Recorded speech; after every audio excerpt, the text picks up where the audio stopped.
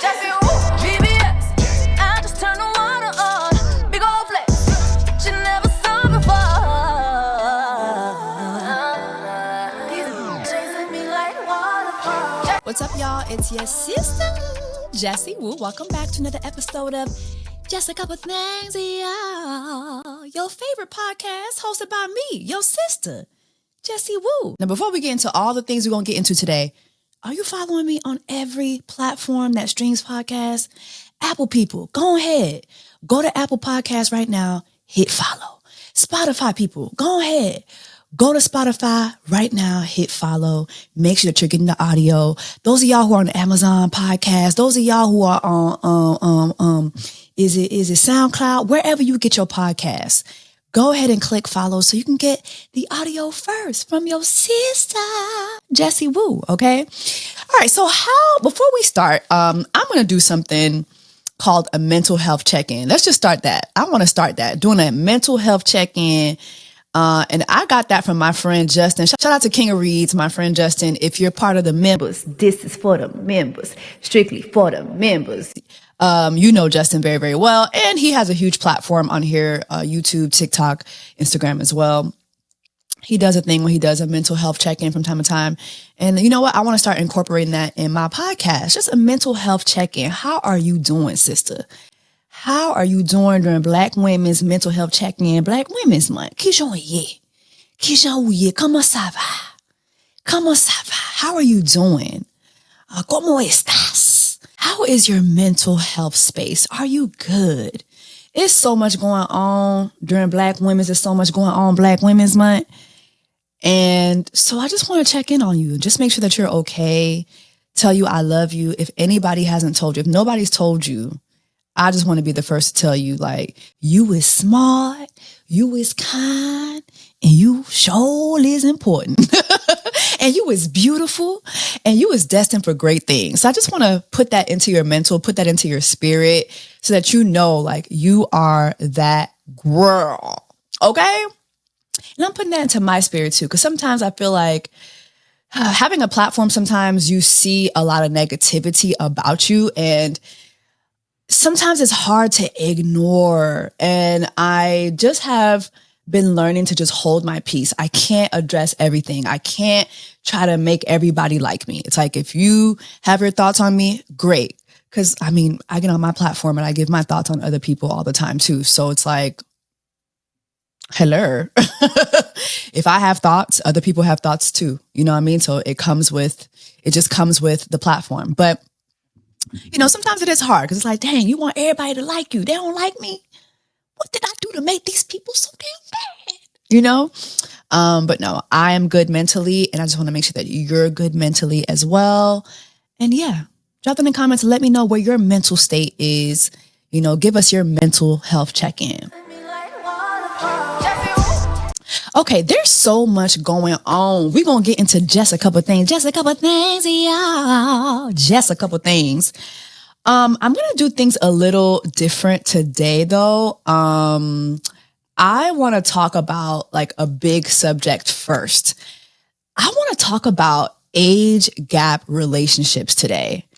I was online looking at this because, you know, this week, Karrueche and Deion Sanders. I ain't never seen no hard launch like this in my life. Like, this is a hard launch. Like, this is the hardest hard launch I have ever seen. Ever. Okay? You're dealing with bladder cancer. And then they will create a new bladder with one of his intestines. She's crying. She's at the bedside of Deion Sanders. She's crying. The man has a missing bladder, missing toes, and he's missing half of his intestine because they're going to create another bladder for him. They go in through your penis too at some point, so that hurts. The catheter hurts. The new bladder hurts. The intestines. And then the skin and muscle itself too when they have to suture that close. So Listen to me. First and foremost, how did this happen? How did this happen?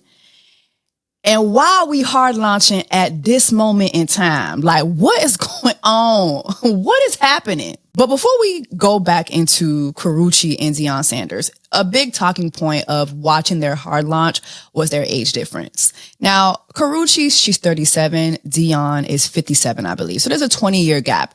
This is appropriate. Like, I feel like age gaps to me are appropriate based on the age. When you look at couples like Drea Michelle, Jalen Green, right? Jalen Green, I believe, was 21 when they first got together, and she was 38. She is 40 now, and he is 23. That is just disgusting to me. Like, it is, let's just say what it is. It is disgusting. It is predatory. All right. And if the roles were reversed, we would be looking at Drea Michelle like we're looking at Shannon Not So Sharpe. We're going to get into his ass in a minute. But we would be looking at her, we would be calling her a predator. But Drea Michelle is a very stunning, beautiful woman. Jalen is a successful basketball player, you know, and Drea Michelle has always been someone that was very sought after. And so the optics do help her a bit, her looks. She has pretty privilege. That definitely does help her a bit. But let's just be honest, that relationship is predatory. It is a predatory relationship, okay? And throughout the years, there have been questionable age gap relationships. Love her, okay? But the Queen B, there's a reason why there was such privacy. And even till this day, they've upheld their privacy, her and Jay-Z, because when they started dating, she was in her early 20s. He was in his 30s, okay? And I believe they have a 12-year gap between them. I think she's 43 and he's 55, right? Now, right now, the age gap, you know, it's whatever now. But if social media was where it is today, at the time when Jay-Z and Beyonce was dating, the way that relationship would have been dragged to hell.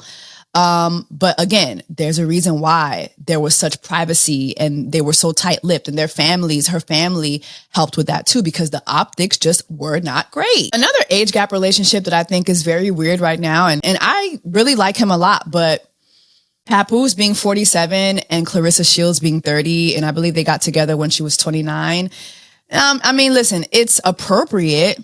Like, it's appropriate because she was in her late 20s. But it just feels like whenever I hear Clarissa Shields speak, outside of her speaking about sports, I don't see what the commonality is between someone of Clarissa Shields'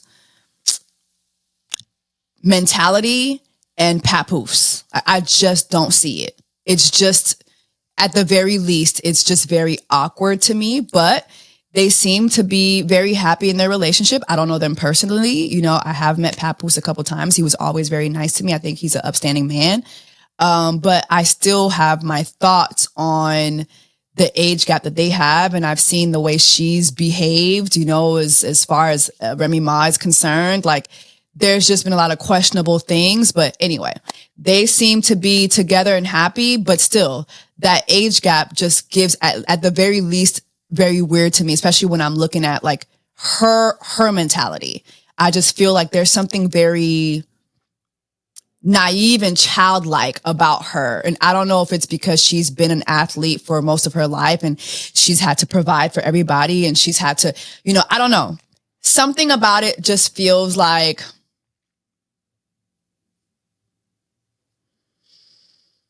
is he hitting a lick? Like, I don't know. I don't know. I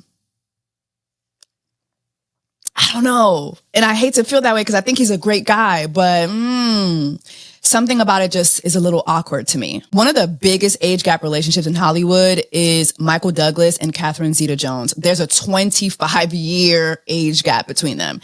She was 30 and he was 55 when they got together. And this kind of gives me Deion Sanders and Karrueche, but you know, obviously Catherine was younger at the time. It was still appropriate. She was 30, But something still, like, if you go back, right? Like, she was 30, she was very young in her career. He was very established. Like, Michael Douglas is that dude, okay? And so I'm just like, why couldn't Michael Douglas be with a woman his age? That'd be my thing. When it comes to the age gaps, why are you not able to be with a man or a woman your age, or at least close to it?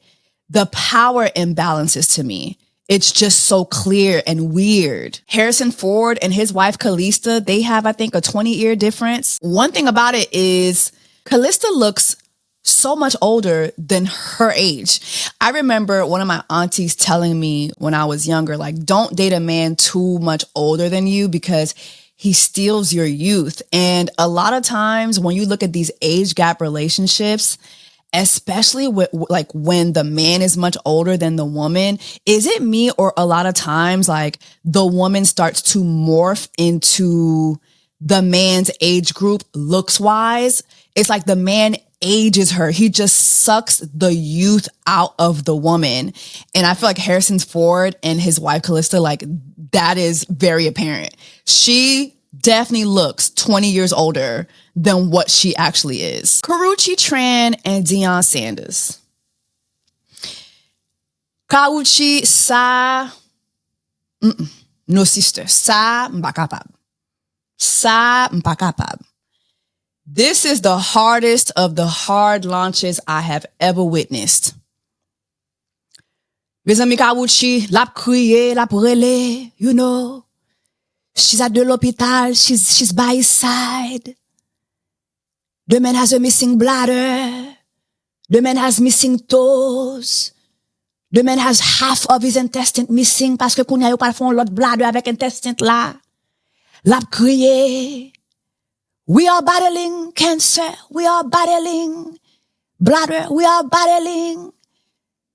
Karrueche done turned into a French woman. We. And it's like, listen, prayers out to Deion Sanders. Very happy to know that he beat cancer. But sister, sa mpakapab. Sa, libabo. It's no good. Sa, it's no good, sister. I don't understand the dynamic of walking into a new relationship where now we gotta worry about bladder bags and missing toes and all that. No, that's too much for a new relationship. Keyword, new relationship. Okay. Deion Sanders has been battling a lot of health issues from when he was with Tracy Edmonds. Deion Sanders was with Tracy Edmonds for 12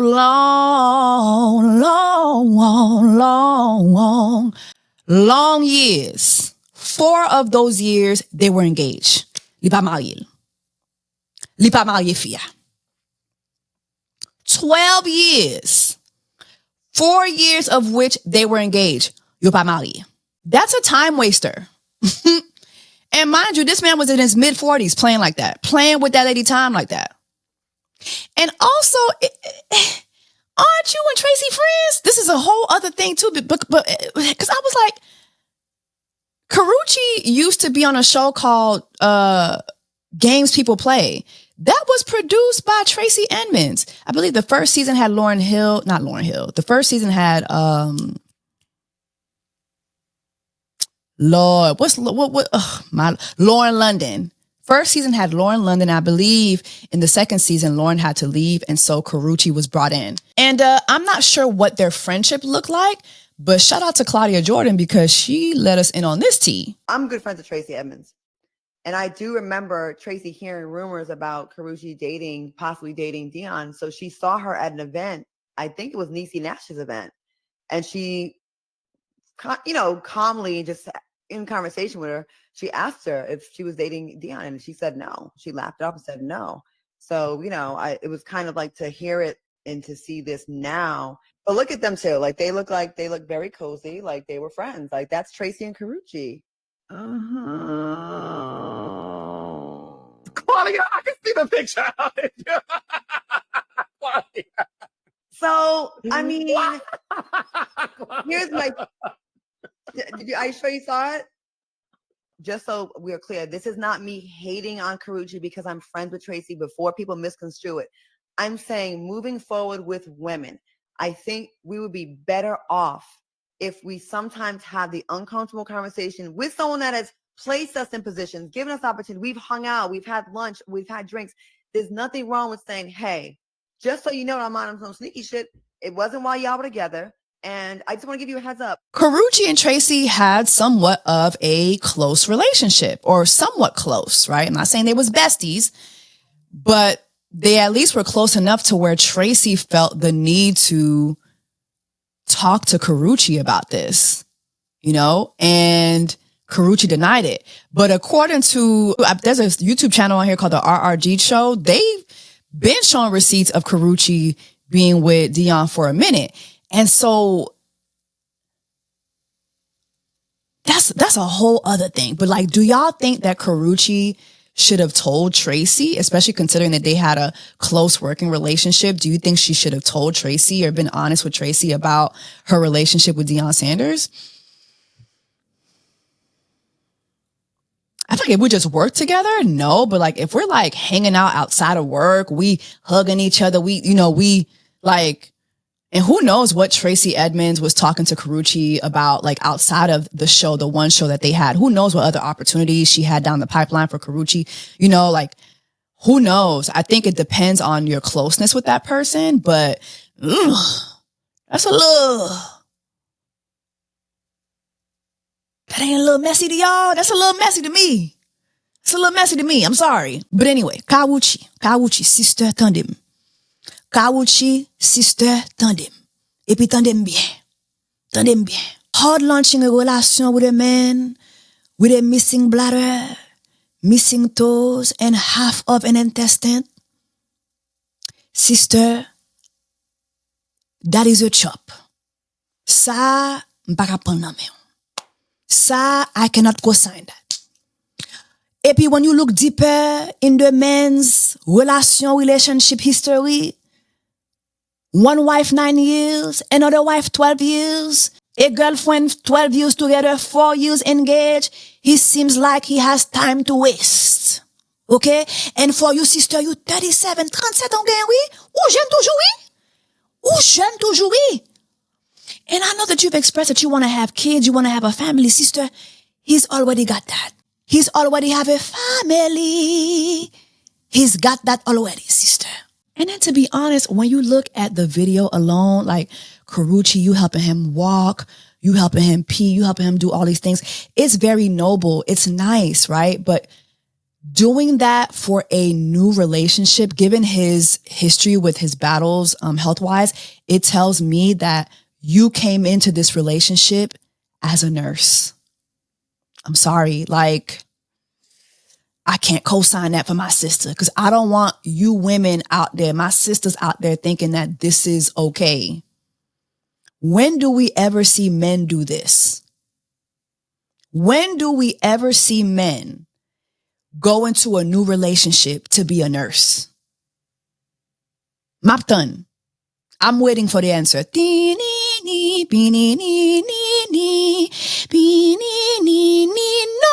you've never seen it. You've never seen that. We don't get to see that. I'm not saying it never happens, but I've never seen it. Not saying it never happens, but I've never seen it. It just seems like this gives a new definition of hard launch. This gives hard launch a whole new definition, sister. And I don't think that's the work of the Lord in your life. You're still super young. You're still super young. You mean to tell me like y'all out here, like y'all playing in Karrueche face like this? And how she got to go be with a man with a missing bladder? No, come on now. And yes, this is Deion Sanders. We know, prime time. Yes, very successful man. He's a big figure in the sports world. You know, we know that. But girl, you gonna come in last. That man has businesses, family, children. You're coming in last. You're coming in last and you're giving him your all. Because the way Karrueche was crying by that bedside, that told me everything I needed to know about, like, she's given this man her all. Okay. Nurse Karrueche, you deserve better, baby. You deserve. Drop down in the comments and let me know your thoughts. Shannon Not So Sharpe gets fired from ESPN. We saw this coming. Like, we're not surprised. We saw this coming. But something tells me that ESPN and Disney were willing to give him the benefit of the doubt. They wanted to see how he was going to handle the assault lawsuit before they made their decision. And I think a lot of that had to do with the fact that, you know, this 20-year-old white lady, she was an OnlyFans model, right? We know how misogyny works. A lot of y'all, the moment you saw OnlyFans, you made your mind up that she deserved whatever treatment she was getting from Shannon Sharpe. So many of you already look at assault as sex. So, and it'd be so crazy to me because statistics tell me that most of you guys have been either abused sexually or harassed sexually at one point in your life, but you just can't fathom when it happens to someone else. You just can't fathom when it happens to someone else. Or if it happens to someone who is white and they are a victim of a black man, now it becomes, I'm a young black man doing all I can. God, protect me. I don't want to live. All of a sudden it's justice. Mind you, you guys never believe in justice until it's time to not hold a black man accountable for assaulting someone sexually. Hey!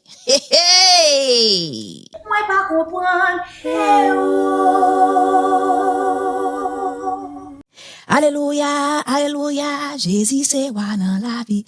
It's just, y'all never cease to amaze me. But anyway, ESPN has decided to cut ties. This comes after Shannon Not So Sharpe. Reportedly, I'm seeing that he settled the $50 million lawsuit for $23 million or $25 million. I haven't seen any paperwork that said this, so I don't know where y'all are getting this amount from. However, we do know that he definitely settled the lawsuit in favor of the victim, by words of Tony Busby. According to Tony Busby, they settled it very favorably. So much so that they settled it with no intentions to ever bring it to court again, to ever file a lawsuit again. I think that's without prejudice. So that's how favorable the settlement was. Now, again, I have not seen any reputable source that said the figure, but does it matter? Does it matter? Because at the end of the day, Shannon Not So Sharpe, who was willing to pay $25,000 per cheat for a white lady to call him a Harambe, while he told his own daughter that he wouldn't give her more than $30,000 for her wedding. This is the same Shannon. Skip, when I was young, black women were so mean to me. They called me a whole monkey. Yeah, but you was paying that white Hispanic lady $25,000 per cheat for her to call you Harambe.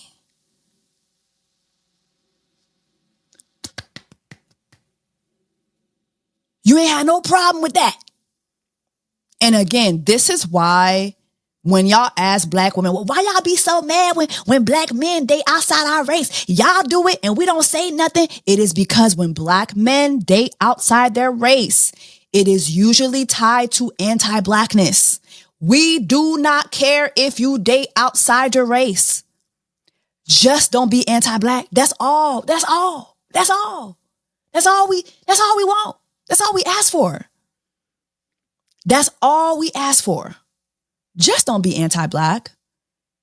Love who you love, but leave us alone. Respect us.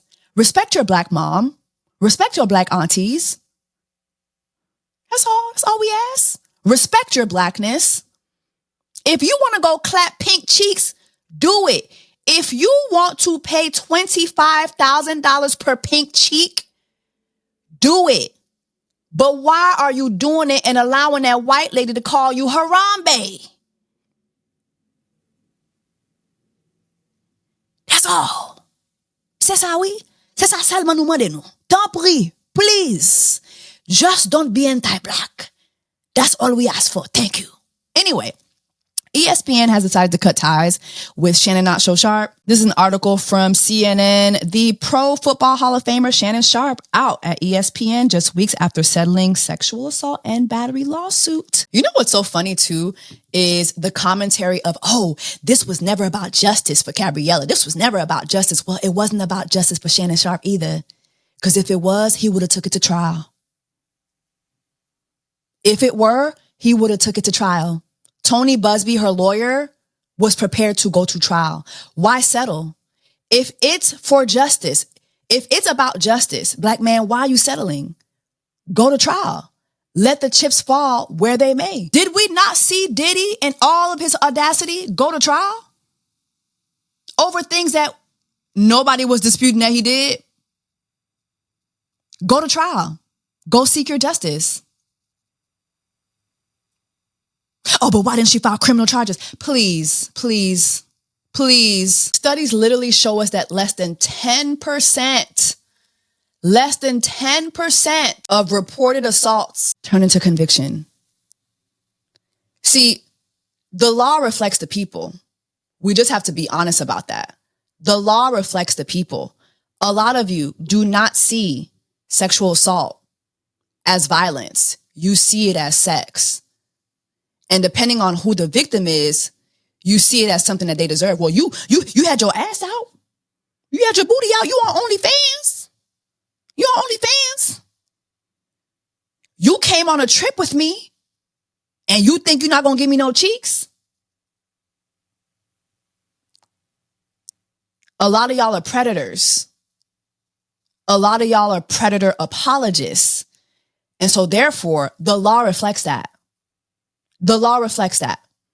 That is why civil cases exist. That is why suing someone civilly sometimes is the only justice that you have. Okay? Please. Please. Now, all of a sudden, now y'all believe in justice? Cut the shit. Cut the shit. It was never about justice for Shannon Sharpe either. Because if it was, he would have went to trial and fought for his name. There is no telling what was going to be revealed in discovery for this case. Already, we heard very troubling recordings. There was talks of race play. There is no telling what we were going to find out. Okay? That is why he settled. That is why he settled. Shout out to Dominique Morgan on TikTok. Dominique said, Shannon Sharpe's settlement check retired 2 people. You done retired a white woman. And ESPN has retired you. Well, really, you retired both of y'all. I think that's the silver lining. No more white labor, no more black labor. Yeah, that's all I got. My God, today. Watching a black man retire an OnlyFans model. She comes on Instagram and announces her retirement from OnlyFans. I think she just turned 21. Retiring a white lady. You haven't even retired yourself yet. You haven't even retired your children. Your children are out here. It's just insane. Insane work. Anyway, drop in the comments. Let me know your thoughts, child. Earlier this week, CNN released very troubling images of children suffering from hunger in Gaza. And I mean, y'all, I don't care what side of the aisle you're on. I don't care what your personal beliefs are. I don't care what your religion is. I do not care. This is not okay. This is not okay. This is not a war. This is a wipeout. This is a wipeout. And I cannot imagine what it could be like being Palestinian and not speaking up for my people. DJ Khaled. Hello? Is the microphone on? DJ Khaled? Get out the booth. All that screaming and hollering you be doing, get the fuck out the booth and speak up for your people. This is ridiculous.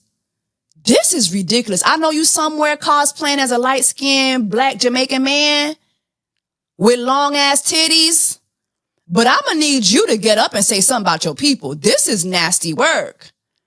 Is it me? Am I the only person who just be wondering, how the fuck does DJ Khaled just not say nothing about this shit? Like, what is going on? What is No, sir. Absolutely not. Free Palestine, free Haiti, free the Congo. What's going on? Never using your platform not one time to talk about your people? Is the check that? I know you somewhere yelling, "We up," but you are not the best. You are embarrassing. Okay? Tuck them titties in, put a t-shirt on, and cock your camera up and say something about your people. Like, what is going on? I'm sorry. This is just, I don't know why I was looking at them. Like, I'm looking at them children in Gaza, and I was like, okay, what? And I don't care if you're doing stuff in silence. Bitch, speak the fuck up. You be loud as hell on everybody's record. Be loud about your people. No, be loud about your people. Tell us what you're doing for your people. The fuck? That is so weird to me. We still in Just a Couple Things, child. I just had to pew you right quick. That is embarrassing. Embarrassing, to say the least. Trump is reportedly considering pardoning Diddy. Are we surprised? Are we surprised?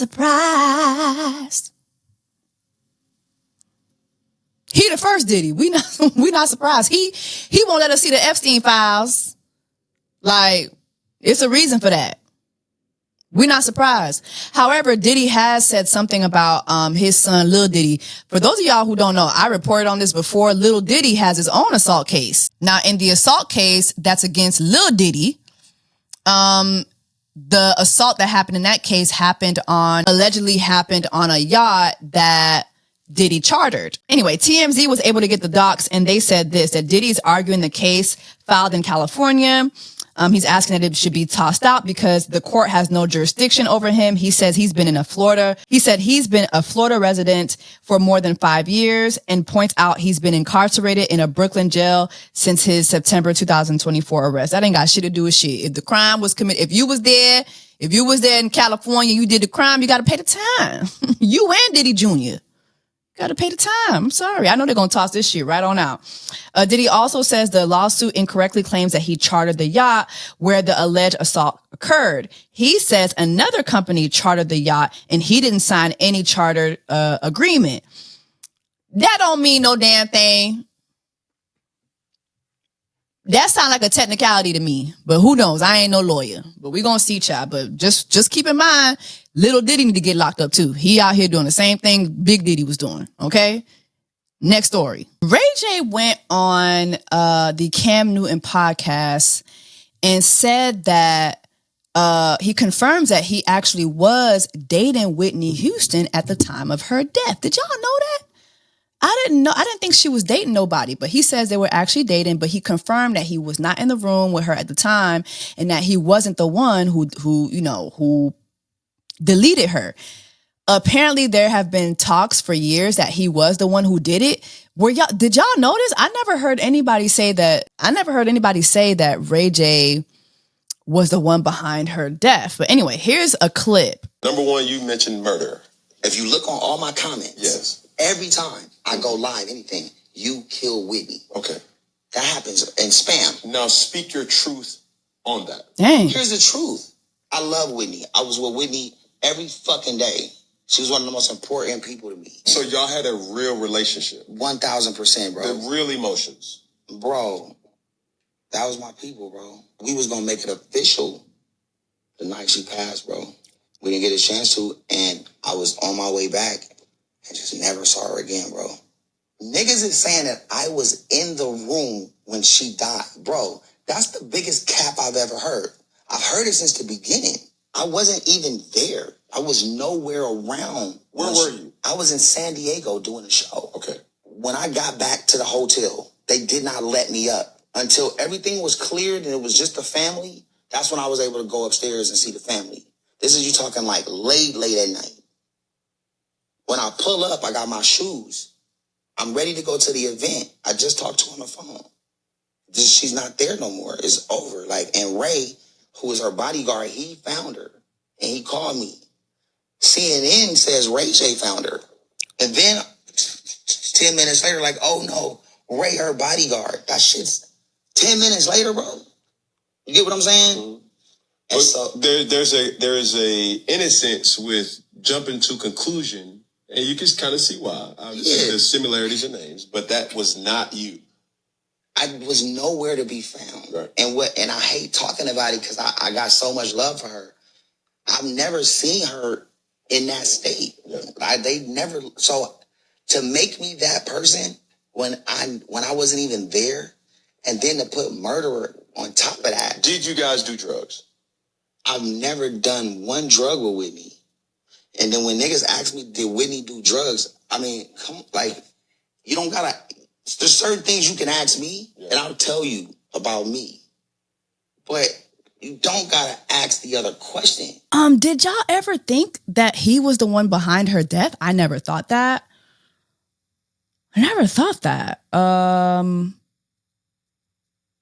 Let me know if y'all thought that. I never thought that. So hearing him talk about this, it was interesting to me. Never thought that.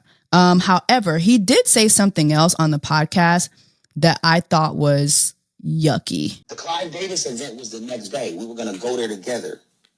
And we were going to fucking really make the announcement that, you know what I'm saying? So y'all had a real relationship. 1,000%, bro. With real emotions. Again, he says that, they were in a real relationship and that night was when they were going to go public. In the last clip I played, he said that as well. And I'm just like, ugh.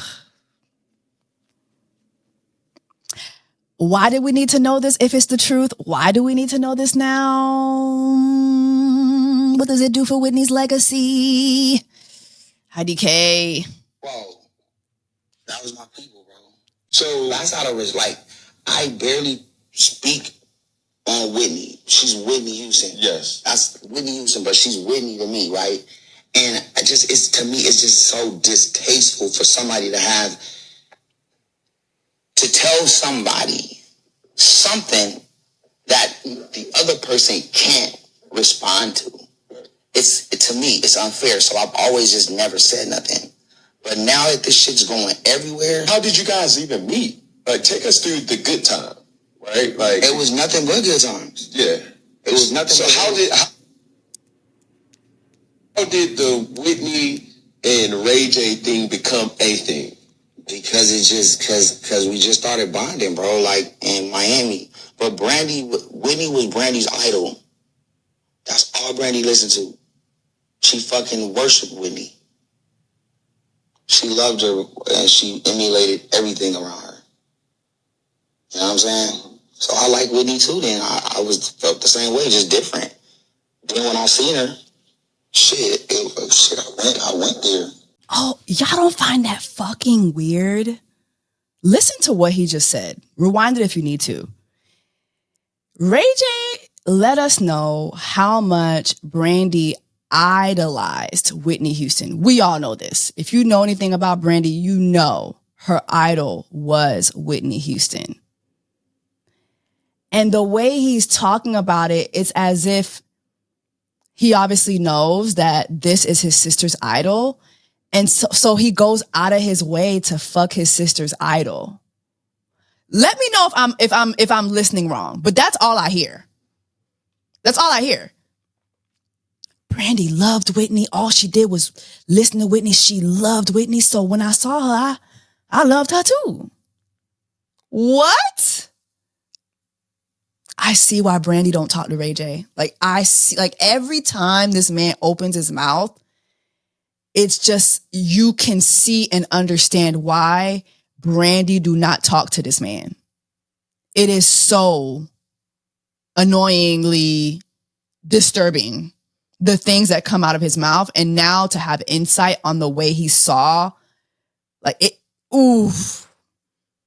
Ugh. It's just yucky to me. This is just yucky to me. Speaking of strange relationships, I know a lot of y'all Love Islanders have seen what's happened this week with Janae and Ku Klux Kenny. Mr. I know black. Okay, the streets are saying this is Kenny. I will vote for Donald Trump. But anyway, make a long story short, for those of you guys who don't know, Janae and Kenny met each other on season 6 of Love Island. This was last season, and they've been together for a little bit over a year. And this past weekend, they suddenly broke up, and we saw all of PPG unfollow him. We saw Ariana Madix unfollow him. I think even Peacock unfollowed him, and everybody was like, what the did he do? And then there were blind items talking about how he was racist and how basically she found text messages between him and some friends where he called her, you know, a black, and was using the N-word to describe her, and was saying that he does not like black women and he's just doing this for the clout and the pay, but also like expressing that he was wishing that he could get more money out of this. Like, he just was tired. And, you know, I haven't seen any of those text messages surface, but everybody from the cast, you got Leah calling him out for his racism. Like, they were all basically saying that this man was racist against this woman. And then Janae's best friend put this up in her Insta stories. And she was like, my advice for women in relationships, if you have access, go through your man's phone today. Search keywords like, I don't like black women. I thought I would get more money from this. I'm faking this relationship. Going on the show would be for clout. I can't wait to be done with this so I can fuck hella bitches. She basically is letting us know, like, you know, giving us basically she's whistleblowing, letting us know that that's what Kenny was saying in his text messages to other people. The biggest question I've seen come up over and over and over again, you know, through threads and everybody that's talking about this is, how could Kenny fake this for so long? And it goes back to people that were saying Kenny never liked Janae. And I remember people catching flack for saying that. I never said it. I always felt that their dynamic was just a lot of her steering everything. And I always think that that's just not a good idea. As a woman, you should not have to steer the relationship you're in. If you're steering that relationship, you're not in a soft place. And that's just not a good thing when you're a woman. But also, it just goes to show you that a man does not have to like you to do anything with you. Let Janae and Kenny from Love Island situation be an example of the fact that a man does not have to like you to be in a relationship with you. A man does not have to like you to spend time with your family. A man doesn't have to like you to have sex with you. A man doesn't have to like you to be seen with you, to travel with you. A man does not have to like you. And if you really take a moment, a lot of you, if you just take a moment and dissect the situation that you're in, sadly, a lot of us have been with men or are with a man right now that does not like us.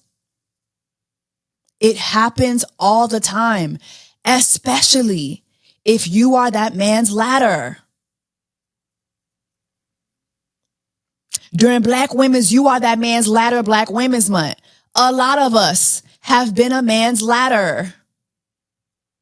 Something he can climb to get to the next thing, to get to that career he wants, to get to that job he needs, to get to that car he ain't got, to get to them funds he ain't got, to get to other bitches, because the other bitches wasn't looking at him until they saw him with you.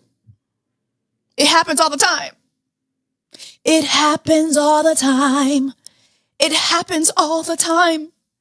And in Janae's case, like there's so many videos that have come up lately. Like there's this video, and I remember seeing it back then, but it was like this trend where the guys were flipping their girlfriends, and somebody brought that back up, and just look at how he dropped her. Oh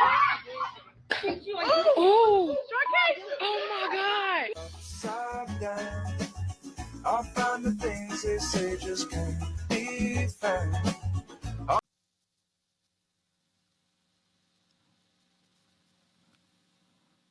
She asked him what her favorite snack was. This man said watermelon. It's giving fried chicken. Bananas lately, but what's my favorite fruit? Watermelon? No. Fried chicken. Patrick Mahomes' wife. Fried chicken. This is fried chicken energy. Just saying. Just saying. Just saying. I'm not surprised by that. I ain't no black. I don't mean it gone. I'm not surprised by that. But I am surprised at how many of us still don't understand that a man does not have to like you to suck your booty juice. He don't gotta like you. He don't gotta like you to do all the things. Men are insane.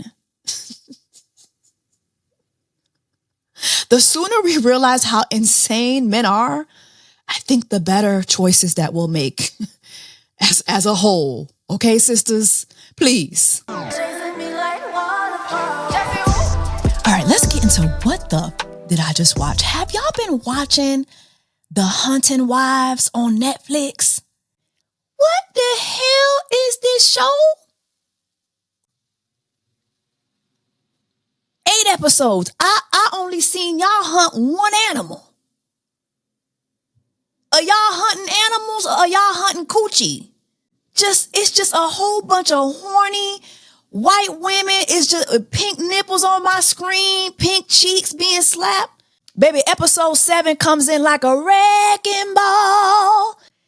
I think this is 3 minutes into episode 7. I'm seeing this on my screen. Oh, fuck yeah. I'm the fucking boss.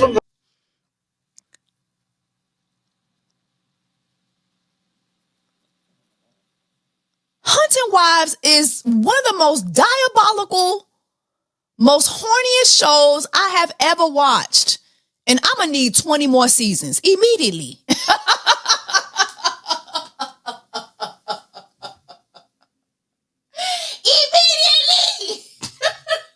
Immediately. I need that. I need 20 more seasons now. And to be honest, how do I get on this show? I would love to be on this show. I would love to be on The Hunting Wives. Somebody please put me in there. Please put me in there. But basically, the gist of this show, what is the plot? The show starts off with a dead body in the woods, okay? It's a dead body in the woods. But by the end of the season, it's like 10 more dead bodies. Just everybody, one by one, just getting pew, pew, pew. It's nothing but pew, pew, pew going on. Okay, it takes place in Texas. I can't remember which city in Texas it takes place in, but it's down in Texas. And you know, Texas people, they gonna pew, pew, pew. They ain't got nothing, but they gonna pew, pew, pew. They gonna take away your women's rights. Just, what the fuck is going on? Let me read the synopsis real quick. This is from Netflix.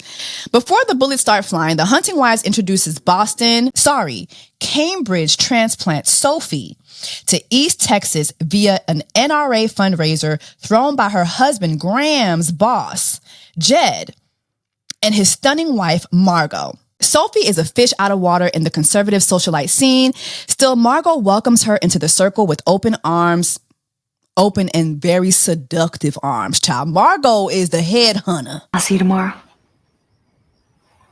See you tomorrow. She is the head hunter, just the horniest white lady I've ever come by. Just horny little thing. Just coochie just on fire. My Lord. Not long before Sophie starts hunting and drinking with Margot, Markswoman and sheriff's wife Callie, and basketball tiger mom Jill, Sophie is desperate to fit in and bury the demons of her past when she discovers that every family in Maplebrook has skeletons in their closet. Her feelings about this two-faced friend group only become more complicated when she and Margot start an affair on the same night that teenager Abby is murdered in the woods by Margot's lake house. So, y'all, make a long story short. From the time Margot sets eyes on Sophie, her coochie just shaking. Her coochie just doing a two-step. Like her coochie just darling, hold my hand. Like, it's just Jet 2 holiday after Jet 2 holiday on this damn show. She keeps coming on to Sophie. Mind you, Sophie is married. Okay. One night there's this big party that like all the young people go to. And then, but Margot has her own little party at her lake house where she invites Sophie, right? Now, mind you, Margot has a friend group. Like they're all just like rich wives that do nothing but be rich. And one of the people in the friends group is her friend Jill. But very early on in the first episode, we see a scene where Margot comes to Jill's house and she brings her something for her son, right? I believe.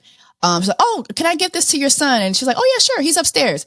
So she goes to the son's room, right? And when she cracks open the son's door, she sees the son getting his dick sucked by Abby, the girl who ends up dead. But as she sees it, she cracks the door open and she's like staring at the son. And the son, while he's getting the head, he's staring back at her. And she's watching him go to town. I'm like, what is going on? Lo and behold and lo, Margot is hunching Jill's son. Mind you, Jill's son has a girlfriend, Abby. Okay? So Jill's son has a girlfriend named Abby. Abby finds out that he's sleeping with somebody else, but she doesn't know that it's his mom's best friend, right? So this is happening. And in the meantime, too, Abby keeps having these scenes with this youth pastor named Pete. And every time she talks to Pete, Pete is like, you got to get rid of sexual immorality. You're immoral sexually. God is not pleased with you, but if you confess your sins and come clean, and it's just giving like, what's going on? The night that Abby goes missing and is found dead, her last phone call is to the youth pastor. So it's believed that the youth pastor killed her. Further down the road, the youth pastor gets caught with having two women in his truck that he's about to escape town with, that he drugged up.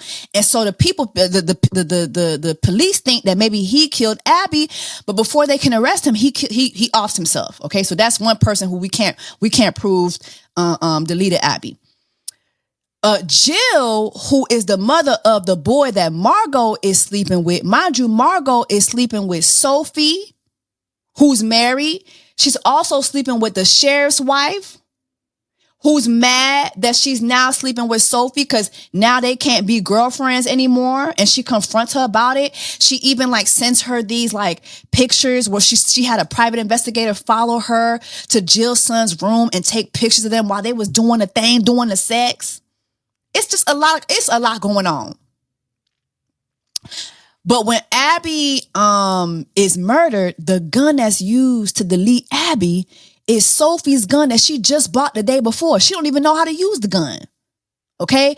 Lo and behold and lo, Margot framed Sophie for it. Mind you, she had just took Sophie's coochie right before the murder. Just took a piece of Sophie's coochie right before the murder. I'm screaming. So you're just gonna take my coochie and frame me for murder? Are you okay? Mind you, I'm married. I got kids at home and I'm sacrificing my coochie and you just gonna sacrifice me? Are you okay? Okay. Now, so Sophie goes to jail. She in jail. She contemplating. She's like, what's going on? Like, I know I'm not the one who killed this lady, but she goes on, like, they let her free because then they thought that the Pastor Pete was the one who did it, but then again, they come back to her and think she did it again. It's just this crazy. It's like a true crime. It's true crime with a side of soft porn. It's a lot going on. But make a long story short, the storyline moves in a way where now you believe that the son's mom, Jill, is the one who killed Abby because Jill found out that the son's girlfriend had an abortion. Jill never liked Abby. Okay. And Jill couldn't get her story straight about where she and her son was the night of Abby's killing. Cause lo and behold, her son was actually down to Margot's lake house stuffing her stockings. Stuffing his mama's best friend's stockings. Okay, but he ain't tell his mama that he wouldn't tell the truth about where he was. So the mama helping him lie for where he was, and so she lied about where she was too. So the people start believing that it was Jill that killed Abby. Jill mama get mad. Jill mama show up to Abby, Abby mama get mad. She show up to Jill house to kill her. Jill ends up actually killing her ass. Margot and the sheriff's wife show up there to just talk to Jill, but they find a dead body in the kitchen. Jill tries to kill them. They kill her first. It's just bodies on bodies on bodies on bodies. Darling, hold my hand. Meanwhile, Sophie is just doing her Carmen Sandiego work, and she finds out that the actual killer of Abby was Margot the entire time. Hey, darling, hold my hand. Mind you, Margot's husband is running for governor. Mind you, Margot's husband is, when Margot tells her husband all the shit she been up to, he's mad because, bitch, I've been giving you threesomes this entire time. So I've been giving you coochie at home. You got coochie at home, but you was getting coochie from the outside and you was getting dick too. Get out of my house. He kicks her ass out. It's a lot going on. I need 20 more seasons. Okay, y'all. So I'm sorry for the darkness, but as I was editing, I realized that I forgot to say something important about the Hunting Wives. So the Hunting Wives brings up an issue that I think doesn't get talked a lot about, and especially when it comes to women, and that is the issue of closeted homosexuality amongst women. So in this Texas town, all these women are married to very affluent men who are in power and, have a lot of money, have a lot of say-so in the town.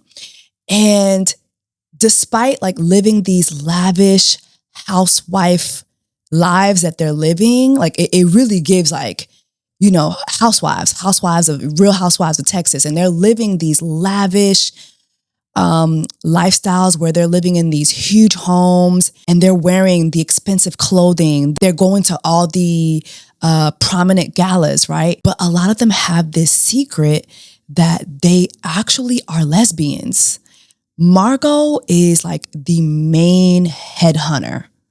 Okay, she is a full-blown lesbian, but she is in this marriage with this guy, Jed, who is running for governor. And it's clear why she's there. He has the power, he has the money, and we kind of get to see a glimpse into her childhood and to see why she chased what she chased, which is money and affluence and stability. And when you look at all these women, they're living these affluent lives, but they're not happy because they want coochie. They getting dick down at home, but that's not what they want. They got dick at home, but they want coochie at home instead. And Margot is the lead coochie hunter. Okay, that's why we need to change the name of the show from Hunting Wives to Hunching Wives. These ladies are hunching. They is hunching, okay? And it had me thinking about the dynamics between Margot and the ladies, right? So earlier I was saying how the sheriff's wife, she wanted Sophie's head. She wants Sophie in jail for a murder she didn't commit, a murder that they all know she didn't commit. But the reason why she wants her there is because she knows that Margot has her eye on Sophie. And then lo and behold, Margot used to be her old thing. Like, Margot was her girlfriend.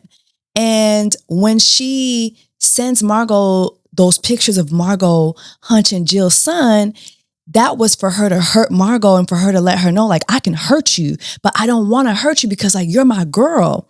And so, like, to keep her near, Margot starts hunching her, especially when Sophie blows her spot and she finds out that Margot is the one who really killed Abby. So she goes back to the sheriff's wife and they hunch.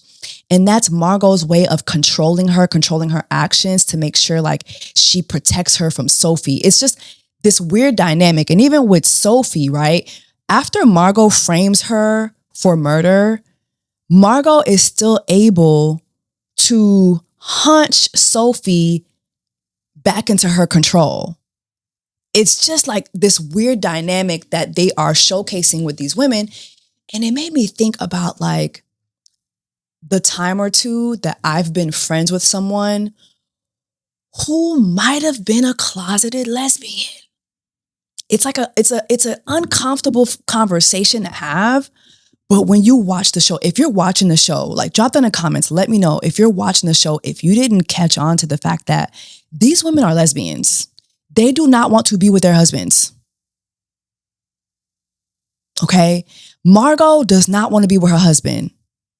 Mind you, he's bringing her coochie at home and she's still not satisfied. She wants to be able to pick her coochie and she's still getting dicked down by a teenager.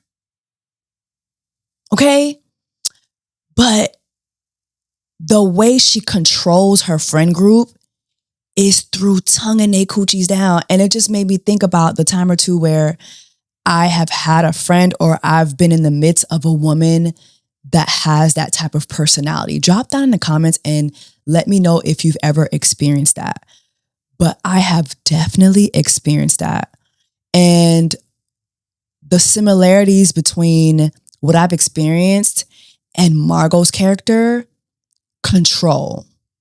Control is a big one.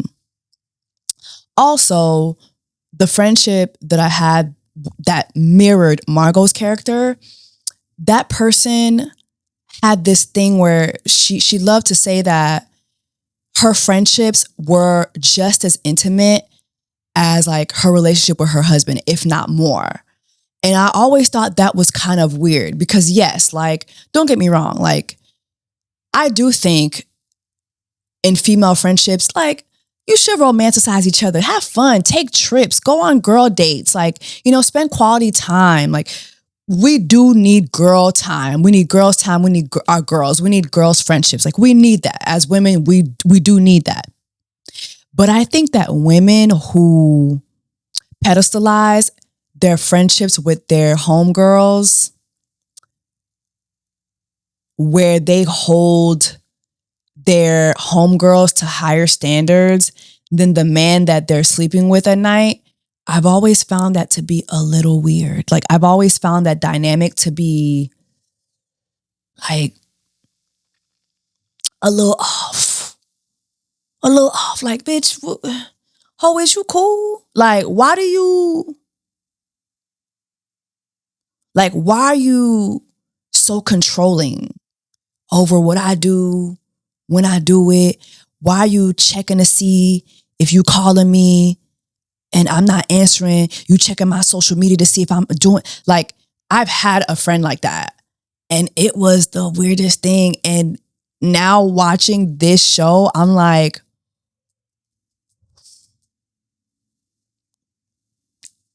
is she in the closet? Is she in the closet? And I don't know, again, if you're watching this show, drop in the comments, let me know your thoughts. But I think that the show brings up a conversation that we don't have enough. I feel like we talk about DL men a lot. DL, this man's on the DL. Atlanta got all the DL. We don't talk about the women that are also on the DL. And this show shines a bright light on the dynamics of DL women, the dynamics that they have with their friendships and how that goes. It's fascinating. This show, honestly, I was like, what the hell? And then by the end of the show, I'm like, oh, give me 20 more seasons. Give me 20 more. This is a complex. These storylines are so complex and meaty. It just makes the show so good. I need 20 more motherfucking seasons. Please.